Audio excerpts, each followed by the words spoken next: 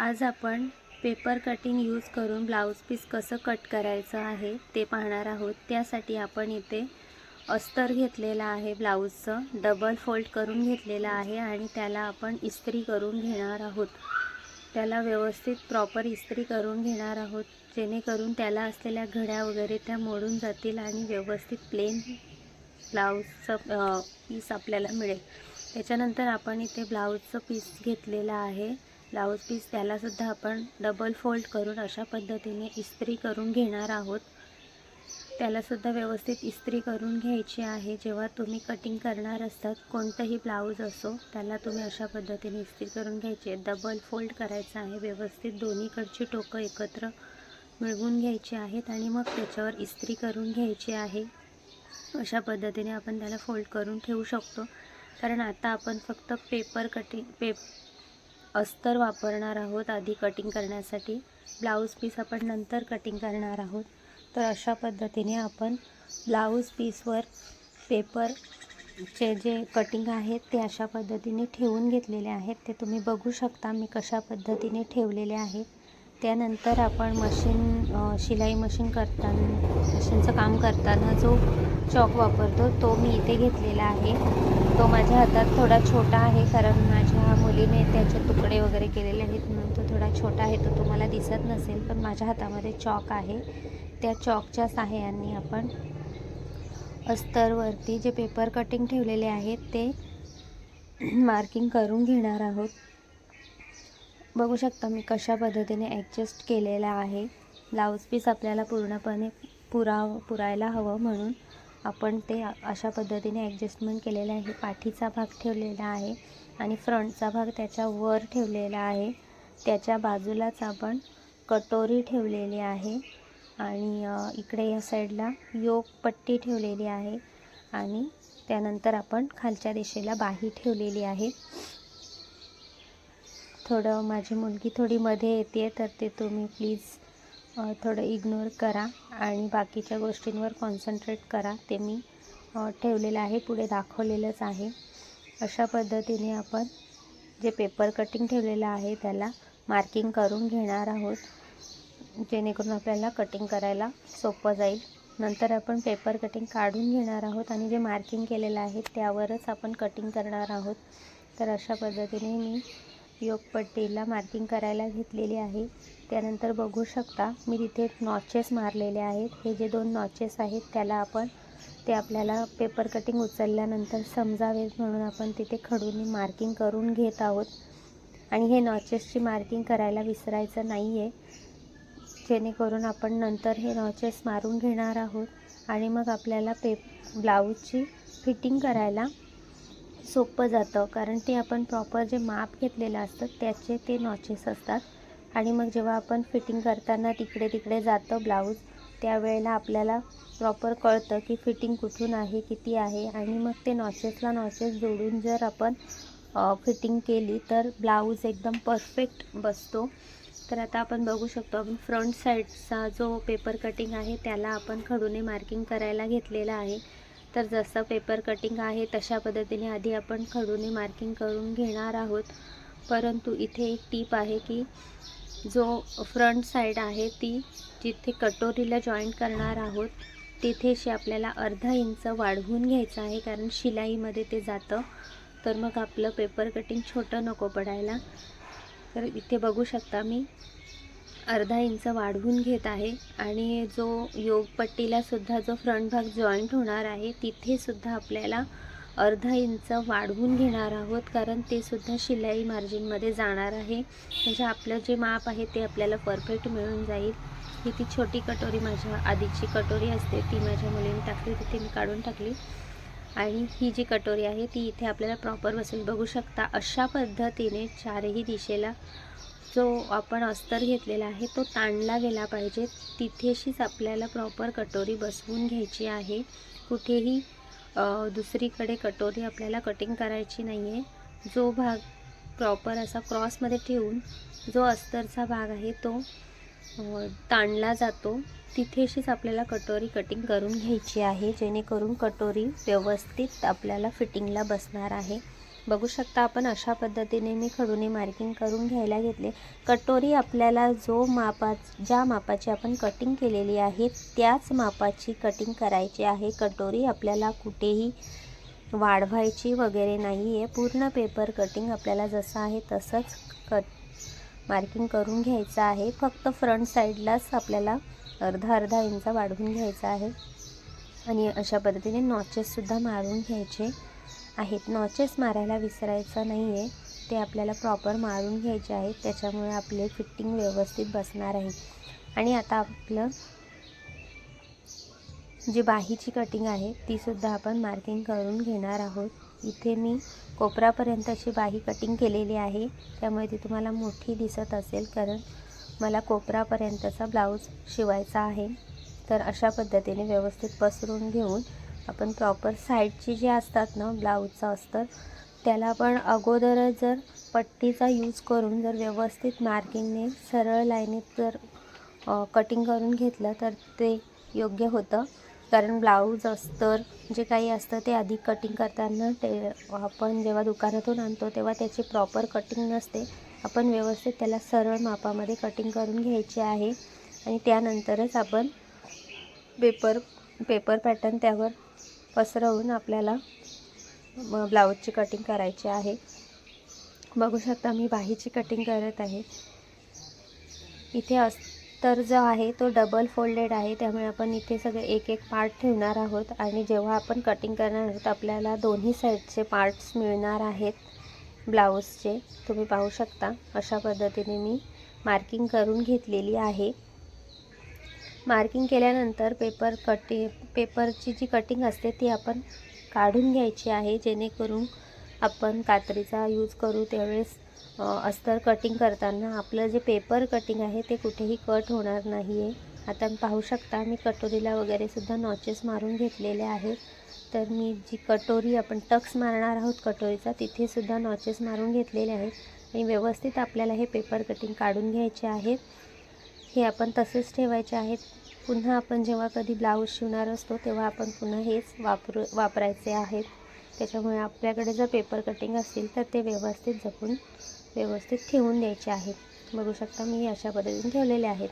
आणि इथे एक मी तुम्हाला टिप देईल जी अगोदरच द्यायला हवी ती, जेव्हा पेपर कटिंग आपल्याकडे असतं तेव्हा ते आपण असंच ठेवून देतो, गुंडाळून वगैरे ठेवून देतो, तर त्याला थोड्या घड्या पडलेल्या असतात। तर जेव्हा आपल्याला पेपर कटिंग यूज करायचं असतं तेव्हा आपण अस्तरला आणि ब्लाऊज पीसला वगैरे इस्त्री करणारच असतो।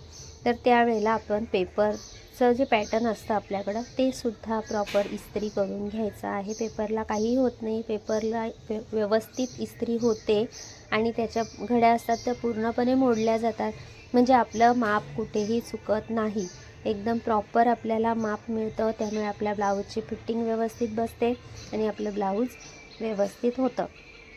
तर आता पाहू शकता मी पेपर कटिंग व्यवस्थित काढून घेतलेले आहेत आणि मी साईडची कॉर्नर पट्टी जी आहे ती कटिंग करते आहे। ती कटिंग करली की सरळ रेषेमध्ये जर कटिंग केली तर आपलं कुठेही माप कमी जास्त होत नाही आहे। आता मी अशा पद्धतीने कॉर्नर साईडचे जे पट्ट्या आहेत ती कटिंग करून घेत आहे। ती बघा छोटीशीच होती पण क्रॉस वगैरे असतं ते। त्याच्यानंतर जे मार्किंग केलेले आहेत त्या मी कटिंग करून घेत आहे। इथे आपण कटिंगची जी कैची असते मोठी कापडाची ती वापरलेली आहे। कागदासाठी पेपर कटिंगसाठी एक वेगळी कैची ठेवायची आहे आणि ब्लाऊजच्या कटिंगसाठी ब्लाऊज पीसच्या कटिंगसाठी एक मोठी आपली जी शिलाईची कात्री असते ती यूज करायची आहे। आणि ही जी कापड कटिंग करण्याची कैची आहे ती आपण पेपर कटिंगला वापरायची नाही आहे, जेणेकरून याची धार कमी होते।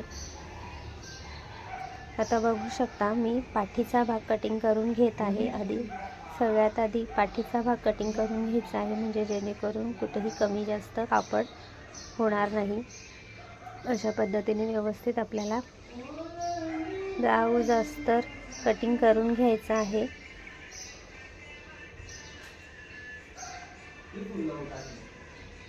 अशा पद्धतीने कटिंग करून घ्यायचं आहे।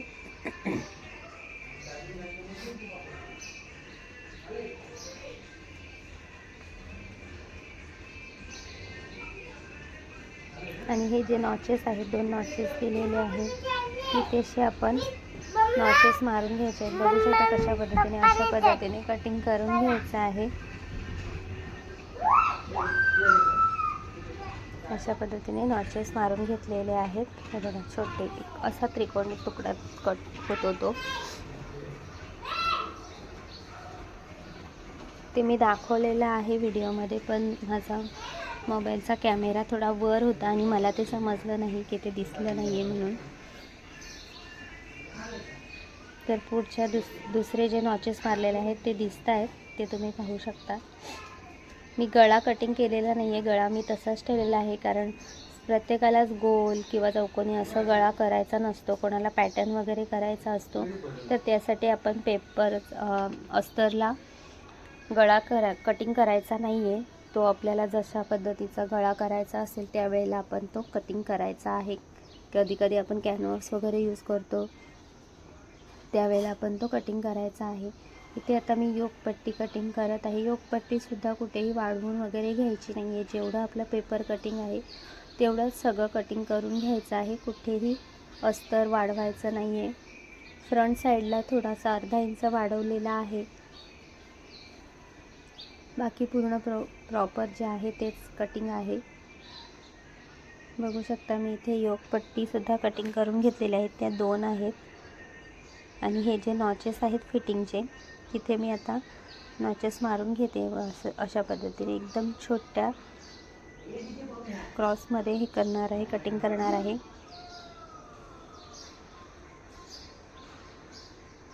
बघू शकता आता मी फ्रंट साईड कटिंग करत आहे आणि जो अर्धा इंच वाढवून घेतलेला आहे तिथूनच वाढवून घ्यायचा आहे.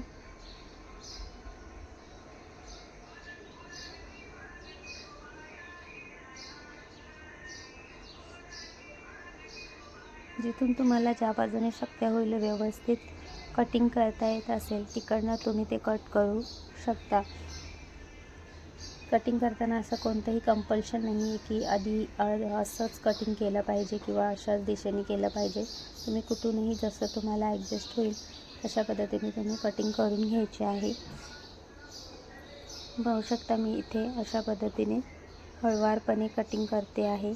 इथे कुठेही आपल्याला चुकायला नको. इथे जर चुकला तर ब्लाऊजचं माप आपलं चुकू शकतं.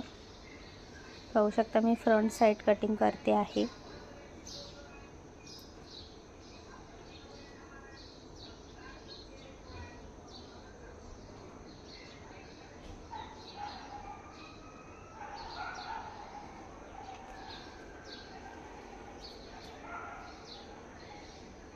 इथे अर्धा इंच वाढवून घ्यायचा आहे कंपल्सरी, नाहीतर तुम्हाला ब्लाऊज पीस कमी पडेल किंवा दाटलं जाईल. म्हणून हे जे शिलाईसाठीचं मार्जिन आहे ते आपल्याला वाढवून घ्यायचंच आहे. हा कटोरी साईडला जो जॉईंट होतो तो भाग आहे फ्रंट साईड, तो मी कटिंग करून घेत आहे.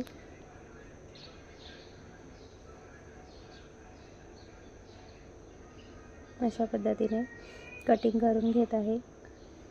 हे अस्तर कटिंग केल्यानंतर आपल्याला ब्लाऊज पीससुद्धा कटिंग करायचं आहे.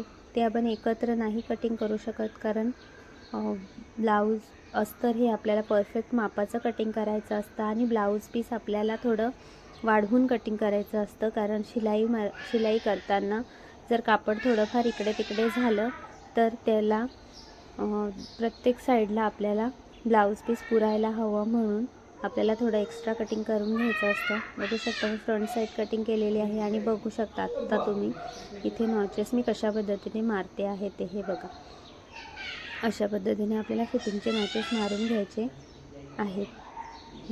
म्हणजे जेव्हा आपण ब्लाऊज फिटिंग करू तेव्हा ह्या नॉचेसवरच प्रॉपर येतं आहे की नाही, आपलं माप बरोबर आहे की नाही, आपण ब्लाऊज प्रॉपर मापामध्ये शिवलेला आहे की नाही तो लक्षात येतो आपल्या.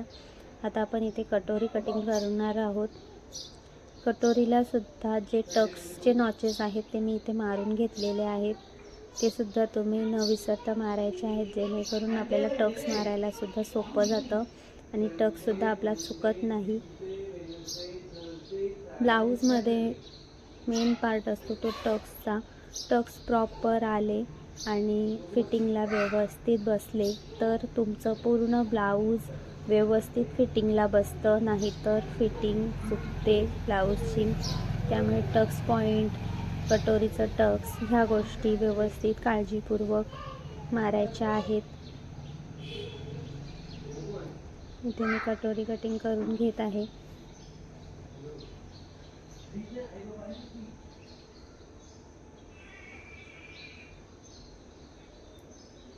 त्यानंतर इथे जे टक्सचे कटिंग आहेत तिथे सुद्धा आपल्याला नॉचेस मारून घ्यायचे आहेत. कुठेही वाढवून घ्यायचं नाही आहे अस्तर. हे बघा अशा पद्धतीने इथे 3 टक्सचे पार्ट असतात ते आपण नॉचेस मारून घेणार आहोत, जेणेकरून आपल्याला समजतं की आपल्याला कशा पद्धतीने टक्स मारायचा आहे. हे बघा अशा पद्धतीने तो कटोरीचा टक्स येतो.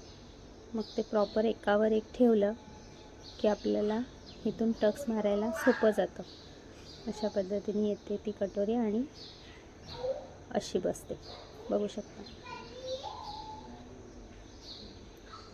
आता शेवटचा पार्ट राहिलेला आहे तो म्हणजे बाही कटिंग. इथे तुम्ही छोटी बाही असेल तर छोट्या बाहीचं माप येतं.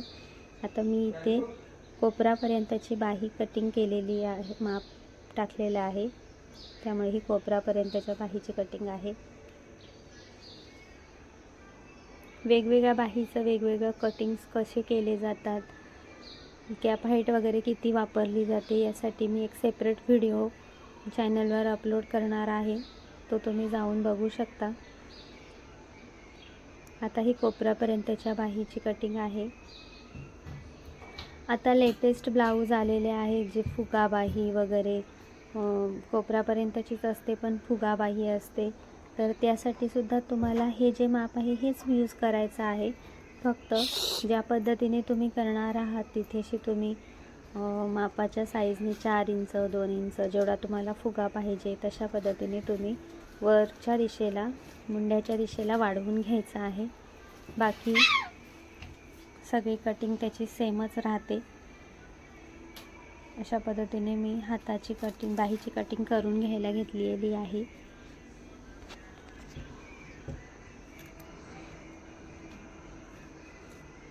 याला सुद्धा नॉचेस आहेत ते मारून घ्यायचे आहेत. अशा पद्धतीने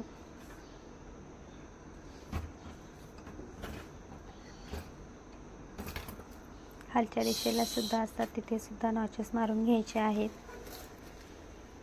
आणि बघू शकता अशा पद्धतीने आपला संपूर्ण अस्तरची कटिंग कंप्लीट झालेली आहे. आता आपण हे जे 5 पार्ट्स असतात अस्तरचे ते आपण व्यवस्थित घडी घालून, तुम्ही लगेच ब्लाऊज पीससुद्धा कटिंग करणार असाल तर लगेच करू शकता, किंवा तुम्ही नंतर करणार असाल तर ते हे पार्ट्स जे आहेत कटिंग केलेले ते व्यवस्थित सांभाळून ठेवायचे आहेत. त्यानंतर हा राहिलेला ब्लाऊज पीसचं कापड आहे अस्तरचं, हे सुद्धा टाकून द्यायचं नाही आहे. जे छोटे छोटे पार्ट्स आहेत ते मी कटिंग करून टाकते आणि बाकीचा जो मेन मोठे जे पार्ट्स आहेत ते आपण तसेच सांभाळून ठेवणार आहोत, कारण याच्यावरती आपल्याला क्रॉस पट्टी कटिंग करायची आहे. त्यानंतर गळ्याला हे हुक पट्टी आणि हळपट्टीसुद्धा, कोणी बटन्स वापरत असेल तर बटन पट्टी आपल्याला हा जो उरलेला अस्तरचा पीस आहे यातूनच काढायचा आहे. नंतर गळ्यासाठी पुढच्या पायपिंगसाठी आपल्याला यातूनच क्रॉस पट्ट्या काढायच्या आहेत. हो तर तुम्ही लगेच कटिंग करून ठेवल्यात तरी चालेल, मी इथे व्हिडिओ शूट करताना केलं नव्हतं. पण अशाच पद्धतीने लगेच जर कटिंग करून ठेवलं तर नंतर ब्लाऊज शिवताना इझी जातं. पुन्हा आपल्याला अस्तर शोधून त्याचे कटिंग करायची वेळ येत नाही. त्यामुळे अगोदरच कटिंग करून ठेवायचं म्हणजे ब्लाऊज शिवताना आपला वेळ वाया जात नाही आणि फटाफट फास्टमध्ये ब्लाऊज शिवून होतं. आता बघू शकता इथे मी ब्लाऊज पीस पसरवून ठेवला आहे. पूर्ण व्हिडिओमध्ये येत नाही आहे म्हणून मी अशा पद्धतीने सरकवून घेतलेला आहे. आणि त्याच्यावरती जे पेपर कटिंग वापरून जो अस्तर कटिंग केलेला आहे ब्लाऊजचा तो आपण यावर ठेवणार आहे. अस्तर आणि ब्लाऊज पीस हे जवळजवळ मॅचिंगच असतं, त्यामुळे ते मॅचिंग कलर असल्यामुळे तुम्हाला प्रॉपर दिसत नसेल, पण पाहू शकता मी अशा पद्धतीने ते ठेवून घेतलेलं आहे आणि त्यावर अशी क्रॉस मार्किंग करत आहे, म्हणजे जेणेकरून आपल्याला फ्रंट साईड बॅक साईड कोणती अस्तरचं कोणतं ते आपल्याला समजतं. अशा पद्धतीने आपण पसरवून ठेवलेलं आहे. आणि जे आता अस्तरचं कटिंग आहे ते जेव्हा आपण ब्लाऊज पीसवर कटिंग करणार आहोत तेव्हा जेवढ्या साईडने आपण कटिंग करणार आहोत तिकडनं सगळीकडनं अर्धा ते 1 इंच आपण एक्स्ट्रा घेणार आहोत कंपल्सरी. आता मी बघू शकता जसं पेपर पॅटर्न जसं अस्तरवर पसरून घेतलं होतं त्याच पद्धतीने सेम त्याच पद्धतीने अशा पद्धतीने मी ठेवून घेतलेलं आहे. जेव्हा मी पेपरचं कटिंग अस्तरवर ठेवलं होतं तिथे सुद्धा तुम्ही एखादा स्क्रीनशॉट घेऊन ठेवू शकता, जेणेकरून तुम्ही जेव्हा कटिंग करायला घ्याल तेव्हा तुमच्या लक्षात येईल की मी जे ब्लाऊजचे पार्ट्स आहेत ते कशा पद्धतीने अस्तरवर किंवा ब्लाऊज पीसवर ठेवून घेतलेले आहेत ते तुमच्या लक्षात येतील. इथे सुद्धा मी बॅक साईड ठेवलेली आहे, फ्रंट साईड ठेवलेली आहे आणि कटोरी ठेवलेली आहे. फक्त इथे बघू शकता ब्लाऊज पीसवर कटिंग करताना मी जी योकपट्टी आहे ती इकडे न ठेवता तिकडे जी बंद बाजू आहे त्या बाजूला ठेवलेला आहे, जेणेकरून इथे आपल्याला जास्त कापड यूज राहतो. जेवढं कापड वाचवता येईल तेवढं वाचवण्याचा प्रयत्न करायचा आहे, जेणेकरून आपल्याला कुठेही कापड कमी पडणार नाही. आणि जर वेगवेगळे आपल्याला लटकन बनवायचे असतात, त्यानंतर ब्लाऊजला पॅटर्न बनवायचा असतो, त्या वेळेला आपल्याला जास्त ब्लाऊज पीस लागतो. कधी कोणी नॉड वगैरे बनवतो, काही लोक डायरेक्टली रेडीमेड नॉड वापरतात, काही लोक ब्लाऊजचा जो कापड असतो त्याचपासून नॉड बनवतात. त्यासाठी हा संपूर्ण उभाच्या उभा पट्टा तुम्हाला मिळून जातो नॉड वगैरे बनवण्यासाठी. त्यामुळे जेवढी ॲडजस्टमेंट करता येत असेल तेवढी करून आपल्याला जास्तीत जास्त ब्लाऊज पीस ठेवायचा असतो, काढायचा असतो. आता बघू शकता मी थोडा अर्धा इंच वाढवून कटिंग करत आहे सगळीकडून. मी ठेवतानाच थोडा अर्धा इंच बाजूला सरकवून घेतलेला आहे अस्तर. बघू शकता अशा पद्धतीने मी कटिंग करून घेतलेला आहे.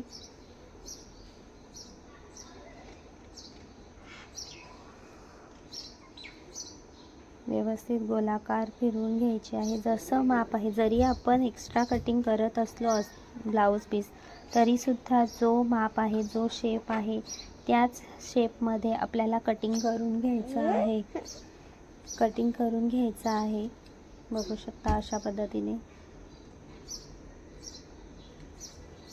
ही बॅक साईड मी कटिंग केलेली आहे. इथे सुद्धा मी गळा कटिंग केलेला नाही आहे. गळा आपल्याला कधी कटिंग करायचा आहे तो मी तुम्हाला ब्लाऊज स्टिच करताना दाखवणार आहे. ब्लाऊज स्टिच करताना आपल्याला गळ्याचं कटिंग करायचं आहे. कॅनव्हास डिझाईन करणार असेल तर कॅनव्हास वगैरे यूज करून मग आपल्याला गळ्याचं कटिंग करायचं असतं. त्यामुळे गळ्याचं कटिंग करताना करायचं नाहीच आहे.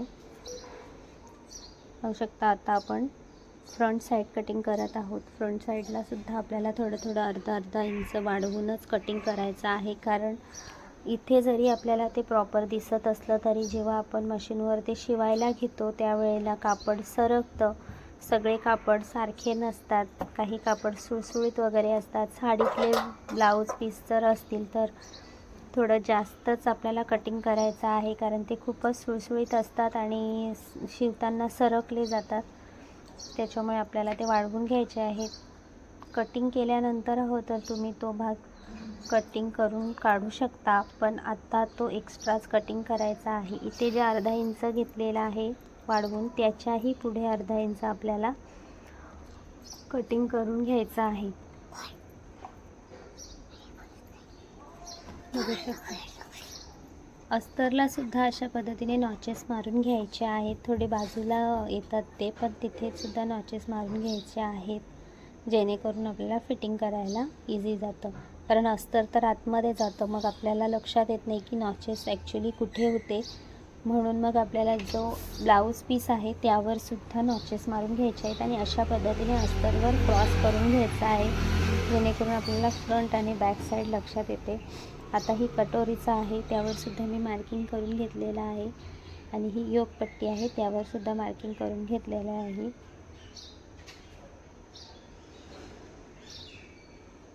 बघू शकता अशा पद्धतीने अस्तरसुद्धा ताणलं जातं, तिथेच आपल्याला कटोरी ठेवून कटिंग करायची आहे. आता मी कटोरी कटिंग करत आहे. कटोरीसुद्धा वाढवूनच कटिंग करायची आहे, पण जे भाग गोलाकार आहेत ते गोलाकारमध्येच कटिंग करायचं आहे, कुठेही माप बिघडवायचं नाही आहे.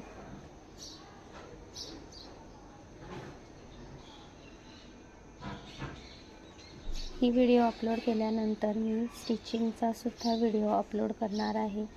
हा पार्ट 1 मध्ये येईल आणि तो पार्ट 2 मध्ये येईल. तर पार्ट 1 बघितल्यानंतर पार्ट 2 बघून तुम्ही ब्लाऊज स्टिच करू शकता. नवीन शिकणाऱ्यांसाठी, जे बिगिनर असतात त्यांच्यासाठी अशा पद्धतीच्या व्हिडिओची खूप मदत होते. मी खूप फास्टमध्ये घेतलेलं नाही आहे व्हिडिओ, कुठेही एडिट केलेला नाही आहे, जेणेकरून जे आपल्या नवीन शिकणाऱ्या ताई आहेत त्यांना या गोष्टीची मदत होईल. आता आपण योकपट्टी कटिंग करत आहोत. योकपट्टीला सुद्धा थोडंसं वाढवून घेणार आहोत आणि जे 2 जॉईंट पार्ट होते त्याला आपण अशा पद्धतीने सेपरेट करून घेणार आहोत. अस्तर तर आपण ह्या साईडला कटिंग केलं होतं, पण आता आपण ब्लाऊज पीसचा जो डबल पार्ट होता त्याला आपण कटिंग करून घेतलेला आहोत आणि आता आपण बाही कटिंग करणार आहोत. बाहीला सुद्धा अशाच पद्धतीने वाढवून घ्यायचं आहे. इथे हा जॉईंट होता, तिथे मी कटिंग करून घेतलेला आहे. 2 सेपरेट पार्ट केलेले आहेत. जसं तुम्हाला सोयीचं पडेल तशा पद्धतीने तुम्ही अस्तर फिरवून घेणार आहात आणि कटिंग करायचं आहे. मी खाली बसून कटिंग केलेलं आहे. तुम्ही टेबलवर वगैरे, वरती कटिंग टेबल असतो त्यावर सुद्धा करू शकता, ते जरा जास्त इझी पडतं. इथे सुद्धा आपण थोडं वाढवून कटिंग करणार आहोत. मी खालच्या बाजूला जास्त कटिंग केलेलं नाही आहे, कारण ब्लाऊज व्यवस्थित पुरायला हवा, कुठेही कमी जास्त व्हायला नको म्हणून. इथे माझी मुलगी आलेली आहे मदतीला, तर ते क्रॉस कटिंग करायला तिने घेतलेलं आहे. बघू शकता अशा पद्धतीने सगळे पार्ट्स आपले कटिंग झालेले आहेत. अशा पद्धतीने ठेवून, जे टेलर लोक असतात ते तर त्याला बांधून ठेवतात, म्हणजे कुठलाही पार्ट मिस व्हायला नको, हरवायला नको. एखादा पार्ट जरी हरवला तरी आपलं ब्लाऊज कंप्लीट होणार नाही यासाठी. आता आपण ब्लाऊजचं पीस आहे त्याचेसुद्धा जेवढं उरलेलं पार्ट आहे तो सुद्धा अशा पद्धतीने सांभाळून ठेवणार आहोत, कारण हे आपल्याला पुढे लागणारच आहे. तर अशा पद्धतीने हे करून घेतलेलं आहे. तर कसं वाटलं मला ब्लाऊज कट